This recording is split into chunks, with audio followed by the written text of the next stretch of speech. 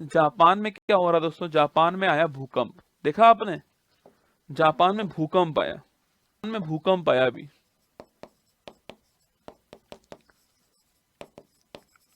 यहाँ पर भूकंप आया अभी, और यहाँ भूकंप आया ही है, भूकंप यहाँ पे आया भी है, खूब आता है भूकंप यहाँ पर।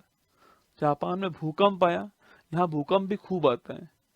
क्योंकि दोस्तों जापान जो इलाका है ना, जापान हो गया, इंडोनेशिया हो गया, ये जो इलाके हैं वो कहाँ पर हैं, ये पैसिफिक रिंग ऑफ फायर में, कहाँ पर है ये, जो आपका पैसिफिक रिंग ऑफ फायर है वहां पर है। सुना है आपने ये पैसिफिक रिंग ऑफ फायर, इसको बोलते हैं प्रशांत महासागरीय, प्रशांत महासागरीय अग्नि मेखला कहते हैं इसको। यहाँ पर टेक्टोनिक गतिविधियां बहुत अधिक दोस्तों हो रही हैं। टेक्टोनिक का मतलब प्लेटें हैं आपस में मिल रही हैं, एक दूसरे की ओर आ रही है,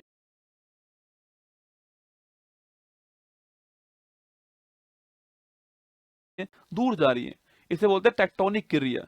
यहाँ पर बड़ी मात्रा में हो रही है, और पानी, रसगुल्ला पानी भी यहाँ पर है, तो यहाँ पर भूकंप बड़ी मात्रा में आता है। जहां भी ये पैसिफिक रिंग ऑफ फायर है वहां पर टेक्टोनिक गतिविधि बहुत तेज है, इसलिए वहां पर जो भी भूकंप है वो खूब आते हैं। यहाँ से यहाँ पानी भी है तो यहाँ पर ज्वालामुखी भी आता है, तो यहाँ पर भूकंप ज्वालामुखी खूब आते हैं। और अब जापान में भूकंप आया, ठीक बात है, पर यहाँ पर आप चेक करना, जैसे ही भूकंप आया जापान में उसके जस्ट बाद क्या हो, जस्ट बाद में सुनामी का अलर्ट जारी हो गया जापान में कि सुनामी आएगी। ध्यान रखना, कभी भी सुनामी का मतलब होता है जब पानी में भूकंप आएगा, पानी के नीचे जो आपके सरफेस है उसका, वहां आया भूकंप, उस भूकंप से जो लहरें उठेंगी और वो जो लहरें होंगी वो कोस्ट की ओर जाएंगी, तट की ओर जाएंगी, तो वो सुनामी कहलाता है। सुनामी के लिए भूकंप का होना बड़ा जरूरी है। सुनामी के लिए कंपलसरी क्या है, भूकंप होना चाहिए वहां पर, बिना भूकंप के सुनामी नहीं आएगा। सुनामी के लिए भूकंप का होना जरूरी है रसगुल्ला, बिना, मैंने आपको लिखाया भी था कि सुनामी के लिए भूकंप का होना जरूरी है, बिना भूकंप सुनामी नहीं आएगा। जैसे ही जापान में 9 का मैग्नीट्यूड का भूकंप आया, अर्थक्वेक आया, उसके जस्ट बाद वहां पर सुनामी का अलर्ट आया। सुनामी बड़ी खतरनाक दोस्तों होती है, पानी किसी को नहीं बख्शता, पानी बहा के ले जाता है साथ में, पानी की स्पीड इतनी तेज होती है, लहरें बहुत ऊंची उठती हैं, सोचिए आप। और जापान पूरा आसपास आइलैंड है, जापान पानी के आसपास भरा हुआ जापान, तो वहां पर तुरंत क्या हुआ, वहां पर तुरंत सुनामी का अलर्ट जारी हुआ वहां पर, क्योंकि भूकंप आया, भूकंप से सुनामी का अलर्ट आया। अब अलर्ट वहां से हट गया सुनामी का, तो ये वहां पर हो रहा है, और जापान में बहुत होता है वहां पर, आप जानते हो, ऐसा कहते हैं वहां पर घर भी लकड़ी के बनाए जाते हैं कुछ घर तो, क्योंकि वो जानते हैं भूकंप आएगा यहाँ पर। तो जापान एक ऐसी जगह पर, सोचिए आप इस देश को, सोचिए आप एक बार जापान को, सोचिए आप, सल्यूट करोगे आप इस देश को, देखना भारत, वर्ल्ड का पहला परमाणु बम कहाँ गिरा, इस देश पर गिरा, वर्ल्ड का फर्स्ट परमाणु बम, एक बार ही गिरा है परमाणु बम, इस देश पर गिरा है। 2 शहर तबाह हो गए इसके, कौन कौन से, हिरोशिमा नागासाकी, 2 शहर तबाह,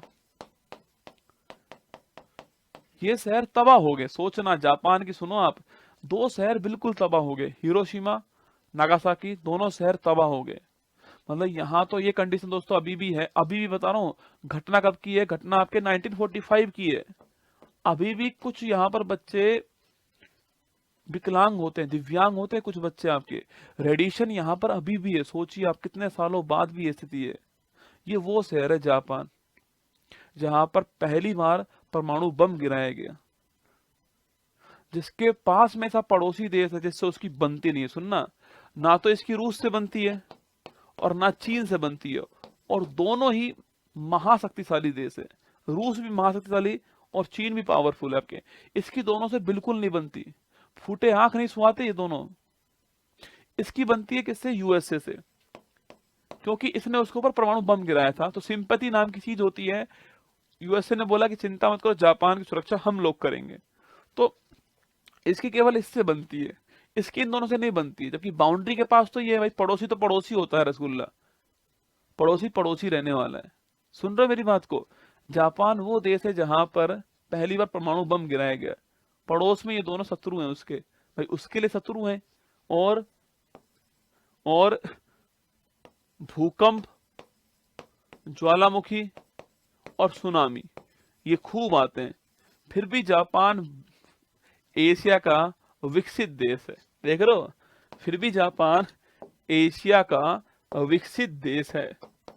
डेवलप कंट्री है जापान, विकसित देश है। फिर भी जापान एशिया का विकसित देश है। इत्तू सा एरिया जापान का, फिर भी एशिया का डेवलप कंट्री जापान है।